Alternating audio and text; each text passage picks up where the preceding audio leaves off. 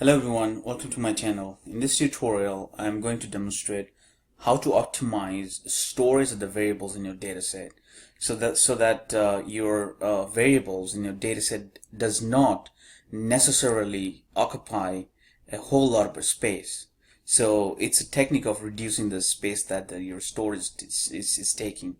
So it's quite simple. Just write a command called compress, and you can specify the name of the variables for which you need to optimize the storage. But if you leave it blank, or if you don't type any specific variable names, it's going to do it for all the variables in your dataset, and reducing the memory and optimizing the storage in your dataset. So click enter, and you see the 2536 bytes saved. So